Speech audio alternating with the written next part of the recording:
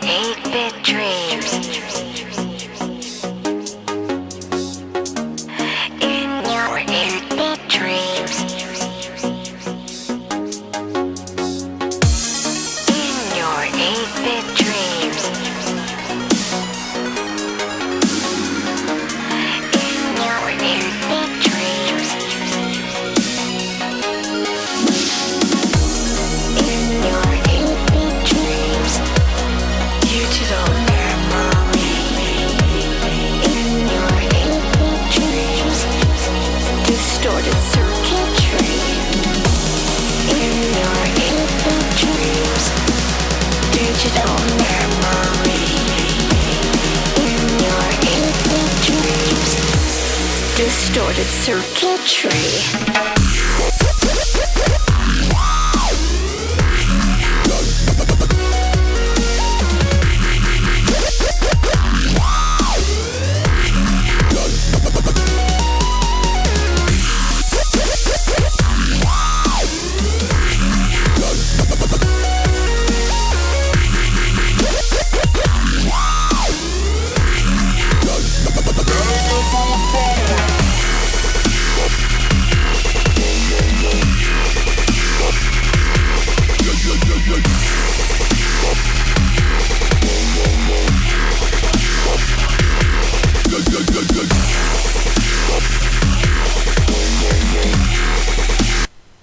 So if that's the case, what about me or you? You're the person who plays Halo, or Call of Duty, or Grand Theft Auto, or stuff like that, at the ages of 18, or 21, or 24. You know, very mature, stuff like that. What does that mean for us? A very good question. A very good question indeed.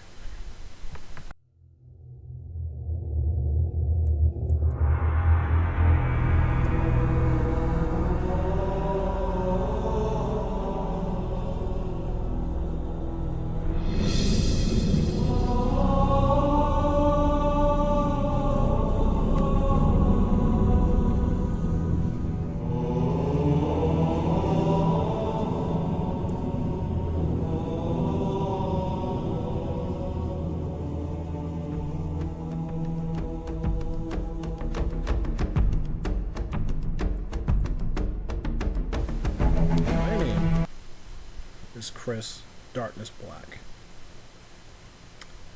Now, as you're fully aware, if you like me and you, or even your children, or your brothers, or even your sisters, have played video games since forever, if anything, from Super Nintendo up to now. But for me and you, it was like Mario Brothers, Mortal Kombat, Grand Theft Auto, but like pixels. But now for the young generation, it's like Call of Duty, Halo, games that promote first-person shooters and blood and gore, because that's what people are wanting now, because they're pushing the engines that far, like pushing 360, and then some, maybe even farther. But recently, due to some incidents, like the Sandy Hook shooting, and so on, it's been getting out of hand, and people have just been pointing fingers. So, we dug deep, and we combed through most of the research. Like, we had Columbine, which was two disturbed men who went into school and started shooting people up. And I am really a set number, it was just all sporadic and random. And from that point, that kicked off the so-called trigger for the controversy of video game violence. Now, I was barely, if anything, 6-7 years old at the time. I'm pretty sure you were too when you heard this, but we didn't do anything. We were playing Mortal Kombat like it was a regular day, but we were about, 6 or 7, like I said? So we wouldn't really know. And back then, blood and gore for us wasn't really that crazy, Like, when you played that video game, did you really want to go out somewhere and beat someone up? No. You wanted to practice karate or something along those lines, but everybody is different. But according to Congress and the President and the Senate, they don't believe that. So during the controversy, they linked that toward pro-social behavior, or aggression, or addiction to video games, which, to me, I can actually see that, because when you're playing a video game, you basically take yourself out of the equation of reality and put yourself in this alternate reality, because you're this hero, or this precursor, to where you are saving the world from aliens, or defeating soldiers so that way you can make the world a better place. Most of us know us because when we do it, we don't. That's our escape. And we turn ourselves out from the world, from work, from school, just certain things, even people. And like I said, not everyone is the same. Because some people use that as a means to get out stress or issues with people and bullies. So this is our trigger. I'll come back to that in a second. As I described by Daniel Petrick, when he was 16 years old, and in Halo 3, this is the only instance I can think of with actual hard evidence where a video game was involved for a very violent crime. Where he shot his mom, and then he wounded his father, and he ran away and tried to lie about it. Where was that?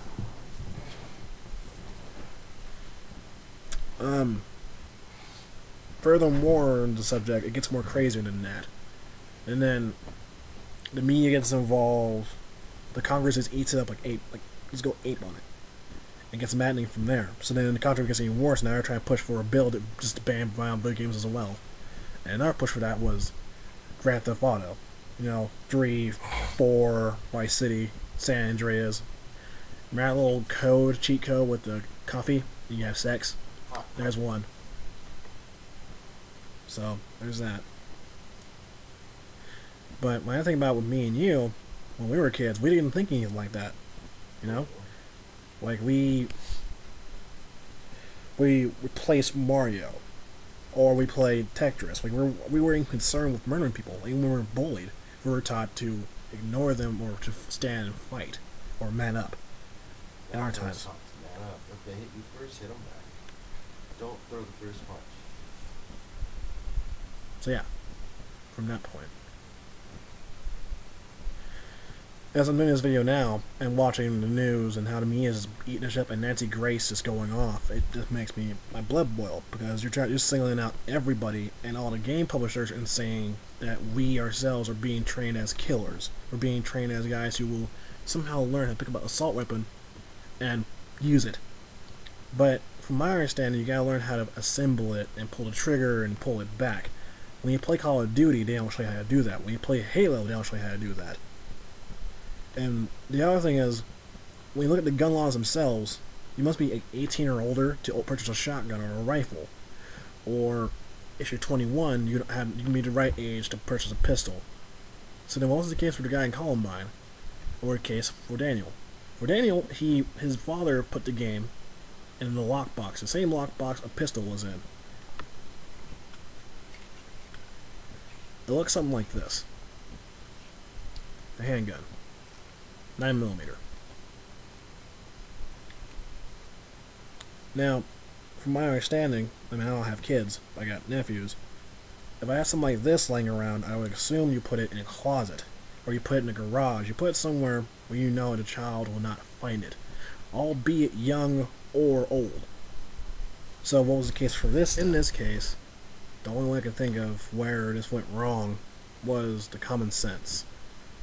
A parent would know not to put a game, of all things, next to a lockbox. But then again, whatever happens, happens. I can't control what happened before then. I don't think any of us could. But it should give us enough info to use common sense of what to do, what not to do. Like, if you're going to be violent towards someone, you should at least walk away.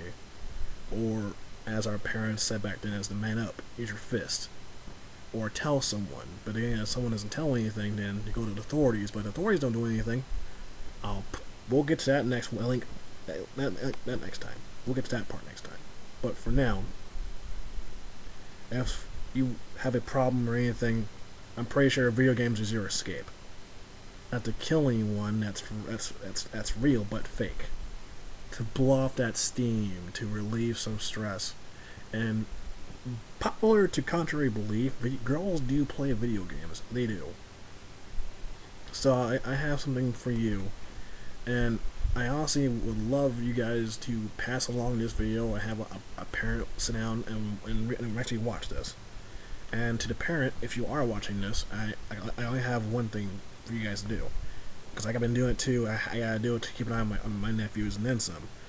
It's very simple. All you gotta do is when they're playing a multiplayer game, like Halo or Call of Duty Black Ops 2, like it's like a 5-minute round or longer, you just sit there and observe. Just observe. If you see them like showing aggressive behaviors or shouting out extremities like cuss words like that or getting violent, turn off the game and put it away somewhere.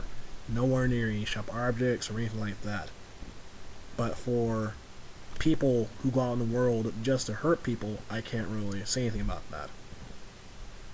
It depends on where you are and what place and what time what happens. We can't control our fate. It's just what it is. You can dice it up and say it however which way it is. That's just what I got for you. But from a video gamer to another, you shouldn't use this kind of information to harbor your means to further your political gain. Does that make sense? Because it makes sense to me in a way. So this is my first video mini. I'm gonna post more in the near future, but you can find me at facebook.com, also at YouTube, and then some. But hopefully this information is good for you guys. And as always, thanks for listening.